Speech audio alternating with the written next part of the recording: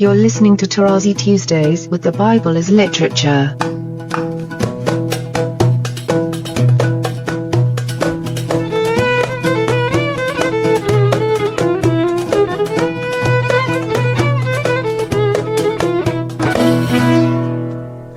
Hi, this is Father Mark Boulos, and you are listening to Tarazi Tuesdays with the Bible as Literature podcast. This week, Father Paul transitions from Genesis to Exodus, showing the interconnection between the books of the Pentateuch. I am delighted to introduce Father Paul on the Bible as Literature podcast, Tarazi Tuesdays. And God came and split them again according to their own tribes and clans and peoples and lands. Wherever you are no better than the other. You have your geography, you have your history, you live there, but you have to live as an Adam on the Adamah. Better as an Hayya, a living animal on the Adamah, and even better as a dag, a fish in the seas. Okay? Type this, put it in different colors, and frame it in at least at the entrance of your apartment or house. And don't get back to me with, "Do you mean, Father Paul?" I mean what I mean. To comprehend it, you have to keep listening to scripture in Hebrew. Okay, 50. Verse 3, the Egyptians wept for 70 days. We said the importance of 70. 7, so Joseph went up to bury his father. Pharaoh allowed him to go up. But Joseph, remember, he comes back. He goes up to bury his father with all the servants of Pharaoh, the elders of his household, all the elders of the land of Egypt, at Hebron. That's very interesting. In other words, the Egyptians even were present there in the area of Hebron to bury Jacob. And repeated again, it's relentless scripture. For his sons carried him to the land of Canaan in verse 13 and buried him in the cave of the field at Machpelah and so on. See, I like to give you the verses because I know that for a fact, I give the impression that I'm repeating myself because I love to do so. Well, my students tell you that Father Paul repeated himself in the classroom, but he couldn't wait until his last class is finished to go not to his office to receive students for meetings, but to rush to his car and drive back to Danbury, Connecticut. Enough is enough.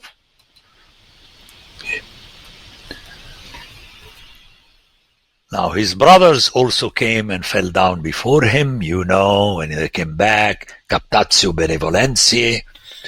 But notice Joseph said to them, "Fear not, for am I in the place of God?" Okay, very impressive. Am I instead of God, in the place of God? As for you, you meant evil against me, but God meant it for good, to bring it about that many people should be kept alive as they are today. Which parallels the Babylonian exile. In other words, you came to Egypt to find food. The same thing will happen to you after the destruction of your city. You have to live in Babylon, and you remember Jeremiah said, make sure to settle there, build houses, have flocks, till the land, and have families and children. You're going to be staying for a long time. So wherever you are, the main thing is to make sure not that God is with you and then add And obviously, brothers, you know that he's always with you because he is everywhere. No! And may the God of Joseph and Isaiah and Abraham, which means the scriptural God, be with you, not your God. Now, says Jacob, he referred to God of my father. That is the reference. Okay? Then he reassured them and comforted them. And this is the main verb, niham, that is found in Genesis 21 here, and also in Isaiah 41. Comfort, comfort my people, says your God. Okay, that's another link about this comfort. We have it also in the case of Noah, obviously. So Joseph dwelt in Egypt. Okay, that's very important to remember. But as a gur, as a ger, he and his father's house, and Joseph lived 110 years. And Joseph saw Ephraim's children of the third generation. The children also of Machir, the son of Manasseh, were born. We mentioned that in the intro. And Joseph took an oath to the sons of Israel, an oath of the sons of Israel, saying, God will visit you, and you shall carry up my bones from here. And we have also quoted this text in the intro, that ultimately he is to be buried in the land of Canaan, and then we heard about his bones at the end. And with this, we move to Exodus, that starts with the following statement, that there arose a king that did not know Joseph.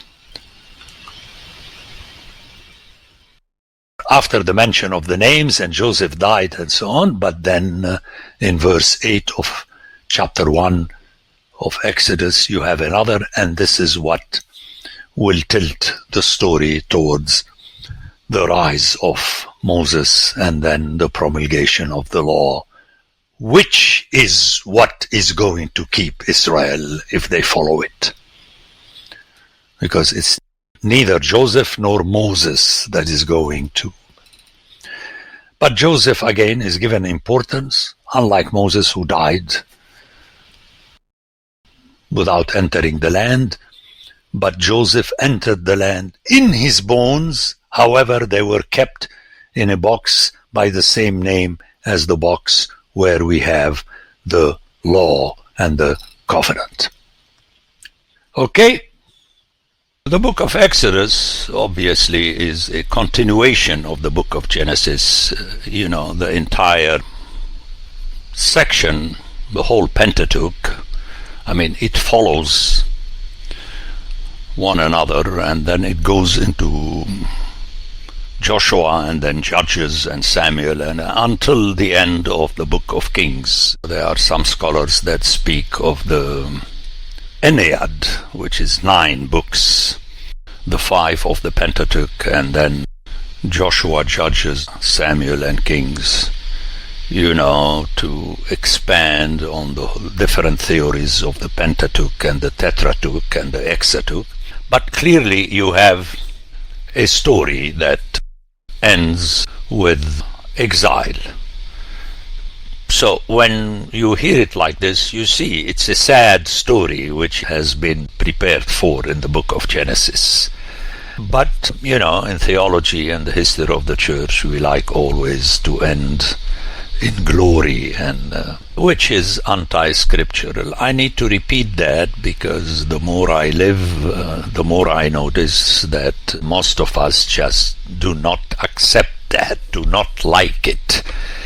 But that's the way it is. And I'm going to begin with a comment that I learned from Professor Skandar Abu Sha'ar, who has his own reading of the Pentateuch, You may have heard it from me, but let's repeat it now because we're moving from a book to another book. You know, he points out that if you hear the Pentateuch as a totality, then you hear the plan of God in the Pentateuch, that at the beginning the whole thing starts with human beings and their multiplication through the seed, as ordained by God. But things go bad, so God has to turn around and introduce the scriptural approach of the begetting through the teaching. Okay, the children of God, you hear it at the beginning of Isaiah, you know, children have I reared, and they did not listen to me. And that is so central to the whole scripture. Actually, it is central to the entire tradition of wisdom. You know, in the book of Proverbs, you know, the teacher calls his student, my son. That's the way things are in all languages. But let's listen to the beginning words of each one of these 5 books, and you know that in the Jewish tradition, this is how they refer to the name of the first 5 books. They call the first one in the beginning, the second one, these are the names, the third one, Vayikra, and he called out, and so on. So it's the tradition. After that, they go by naming the books by the main personality of the book, like Joshua, Judges, and then Samuel, and then the book of the prophets, we have them under Isaiah, Jeremiah, Ezekiel. But here it's interesting that you don't have names, so it's more functional. And let's read them together, ala Skandar Abu Sha'ar. So Bereshit, that would be in the beginning. Shomot, these are the names at the beginning of Exodus. Then in Leviticus 1:1, Vayikra El Moshe, Vaydaber Yahweh Elau Lemor. Very powerful Leviticus, because it has the 3 main verbs that are connected with God speaking. Vayikra from Qara, said aloud, spoke out. And then Vaydaber from Diber, which is to speak. And then the third one, Lemor, which is translated usually as saying, in order to say, from the verb amar. That's very powerful. And Leviticus, as I keep repeating, and as we shall see when and if we get there, if we get there with me, that it's impressive, because in this book, God speaks all the time. You don't have interaction, and here I'll going to stress time again, but let me say it now, that the book of Leviticus, if you're serious about it, it does not allow you the use of this terminology in modern theology and philosophy. Your narrative, my narrative, his narrative, her narrative, our narrative. It doesn't work. So, very important. Again, notice, I want you to get used to the importance of the original, and not just that, and God spoke. In the book of Numbers, we have the iteration of the most important verb, diber, from which we have dabar, and its plural, dabarim, the words. And very interestingly, in conjunction of the word midbar, which is wilderness. Let's hear it in the Hebrew, the beginning of Numbers. So after God spoke, in the beginning, we had names, and God spoke, and then in Numbers we hear, Vaydaber Yahweh El Moshe B'midbar Sinai, and then the most important addition, B'ohel Moed, in the tent of meeting or encounter. Very powerful, the stress on the tent. So actually it is in the midbar. This is where he spoke. And again, words are functional. And then the result in Deuteronomy, Ele Haddobarim. And that reminds you of the beginning of Exodus. Ele Shemot. These are the names, and then you have the names of the sons of Israel, procreation, and so on and so forth. It's the people. But then slowly on you realize that is not important, because what is important ultimately, which will start the actual scriptural story with Joshua, Judges, Samuel, and Kings, you hear Ele Haddobarim. You have the words in the plural in the title for the first time. Shemot is plural, Dobarim is plural. So Ele Haddobarim, these are the words. Asher Diber Moshe El Kol Yisrael Be'eber Hayarden Bamidbar. Now suddenly you hear, if you like, God disappearing behind Moses. So technically the Deuteronomy are not the words, textually speaking, of God, but of Moses. He is the prophet. And we shall hear it early in Exodus, where God will tell him that you, Moses, are going to be the God of Aaron, who will be your prophet. So there is always a preparation for that. And you know how in the biblical tradition we hear that the Pentateuch is referred to as Moses. You hear the words of Moses, and that reflects this tradition that started with Jeremiah. You know that in scholarship most of the people say that Moses is patterned after Jeremiah, where God the Lord put his words, meaning the Lord's words, in Jeremiah's mouth. And that's what you have ultimately, what is sedimented in the book of Deuteronomy. But again, with the stress that it happened in the Midbar, followed in the Arabah, which is the southern desert. I think it's very impressive. The Bible as Literature is a production of the Ephesus School Network.